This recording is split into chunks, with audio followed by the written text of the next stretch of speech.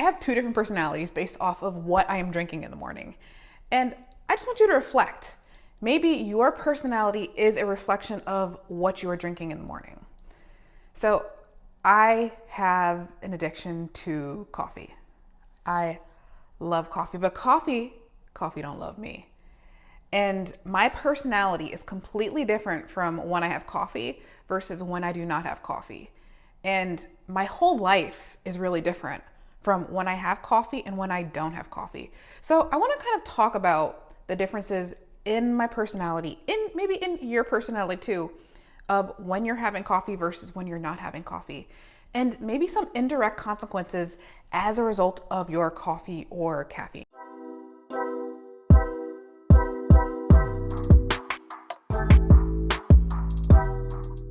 So today I'm specifically talking about coffee versus non-caffeine, or what I'm going to be using as a substitute. I'm using matcha. So whenever I have my coffee, I love my coffee in the morning. It's like a hug every single time I have my sip of coffee in the morning. But like I said, coffee doesn't love me. So when I get my cup of coffee, it's like I get this, it's like my engine revs up and I am ready to go. So I just finished writing my book, Connect the Body Dots. So I just finished writing my book, and the words were fueled by coffee. So either I would do a cup of coffee with just some milk, or I do a cup of coffee with some espresso and some milk. And then it would just fuel my words. But when I would get this cup of coffee, I could be locked in on the computer for hours at a time. I'm just ready to go. I'm so laser focused on the work that I have that's right in front of me. And I'm doing this for the reason of being able to produce the content, to produce the work that I'm trying to do. So I'm drinking the coffee for a specific reason. But every time I have coffee, without fail, there's always some other indirect consequences as a result. Like I said, I'm more locked in, I'm more laser focused. I have way more energy. I'm able to do way much more in the day. But you know what I notice? My belly is always bloated. I'll always have this belly distension every single time I have coffee. I'll have more tension in my neck, my back. And then later in the day, I will always get this crash where I don't want to do nothing. Don't talk to me. I don't want to do nothing. And a part of it is because coffee just stimulates us so much. So when we're having coffee, one, it's going to help us produce more stress hormones. I believe some people, it doesn't make us produce stress hormones, but I believe for the most part, it makes us produce more stress hormones. So we're running off of these stress hormones all day. It's going to tip us towards this sympathetic state. So our bodies are on this constant alert, trying to push, trying to stay focused, trying to do. Coffee works by blocking the sleep pressure hormone called adenosine. Adenosine is a sleep pressure hormone. So when this hormone builds up throughout the day, this is what's making us tired. This is what's giving us the pressure to sleep. And coffee works by blocking the sensation of this sleep pressure hormone. So it doesn't give us that sensation to sleep as much. So throughout the day, we're supposed to be getting more tired because this adenosine is building up. But coffee is blocking the sensation of us getting more tired. The coffee blocks the sensation of us getting more tired. We are likely tired. We are likely feeling these things, but coffee is blocking the sensation of us feeling things. It's increasing our stress hormones. It's increasing the stress in our body. So we are going all day, not really tuning into what our body is saying, not tuning into, hey, maybe I'm hungry. Maybe I actually need to eat now, not sip on some more coffee. You're not able to tune into your emotions. Maybe I'm not feeling this conversation. Maybe I'm not feeling this person that I'm around. Maybe I should do a different activity than what I'm doing right now. Maybe I do need to take a break. Maybe I do need to relax. Coffee is blocking so many of these sensations, and it's just causing us to go. Focus, be productive, produce, push. And that's the sensation that I love with coffee. But It don't love me because as a result, I was bloated. I had more tension in my neck, my back, in various areas in my body. And I'm starting to somewhat undo this now.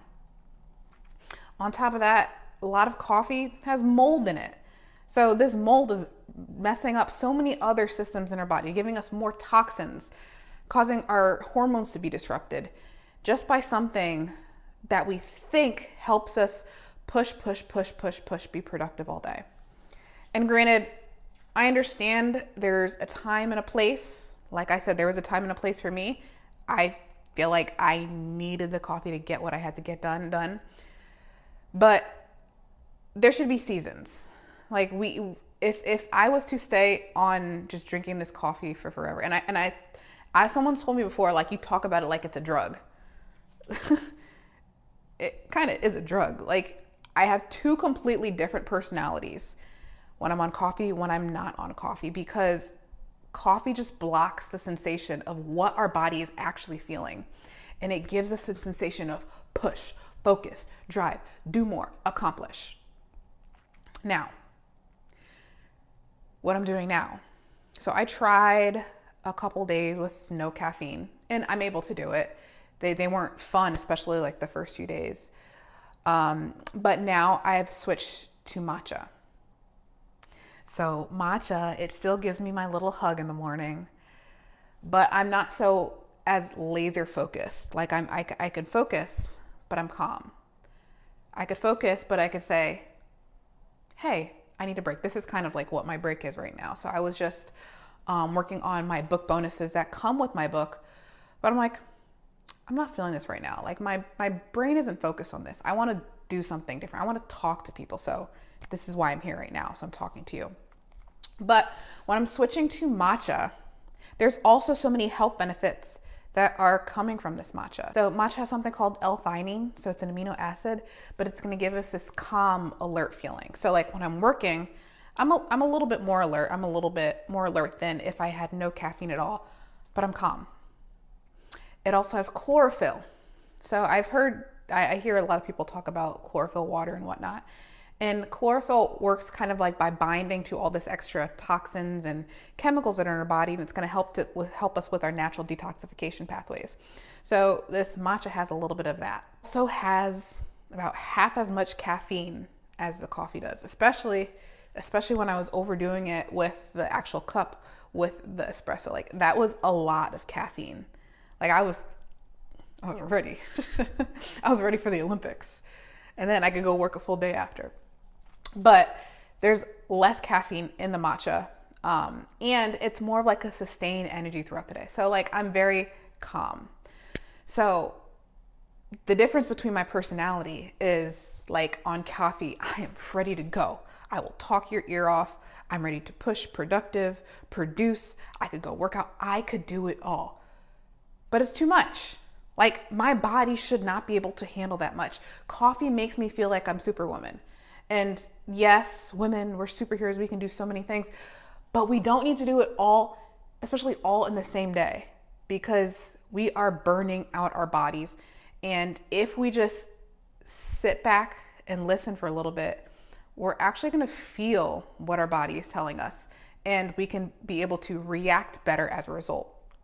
And me noticing all those symptoms that I feel with my coffee is one reason why I'm switching to matcha right now. Or some days I just won't do caffeine at all. So I'm bringing this up to say, just reflect. I'm not telling you to do anything. I'm not telling you to give up your coffee because you may not be able to. This might not be your season to give up coffee, especially if you're in school. Maybe you're a mom, you have a whole bunch of kids at home running around, and you're just trying to make it through your day. But this is to say, reflect. Reflect on your relationship with caffeine. Because you might be able to find, hey, maybe I can reduce the amount of caffeine that I have, especially caffeine later in the day. Because if you're drinking this caffeine later in the day, maybe like later in the evening, just to make it through your evening, like you feel your energy start to dip around like 3-4 o'clock. So you have your extra cup of coffee. So you start to feel it dip. So you have your extra cup of coffee. But when it comes to nighttime, You're tired, but you're wired. It's because coffee has a 5 to 7 hour half-life, meaning after 5 to 7 hours, half of that coffee is still in your system. That coffee is still blocking that tired sensation. So like, yeah, you feel tired. You just did all of these things throughout the day. You should be tired right now. But the coffee is blocking that sensation. So reflect. Maybe you can have that cup of coffee a little bit earlier in the day. Maybe it's just in the morning. Maybe you don't need that afternoon cup of coffee. And what you're going to find is you actually sleep better. You're getting better sleep because, again, that coffee isn't going to be in your system. That coffee isn't going to be in your system at night. So when that coffee isn't in your system at night, you're going to be able to sleep more. You're going to be able to get better quality sleep. And as a result of your better quality sleep, more sleep, it's not going to carry over into the next day. So you're tired the next day. So you need more coffee to produce, go, go, go, push, push, push, push, push.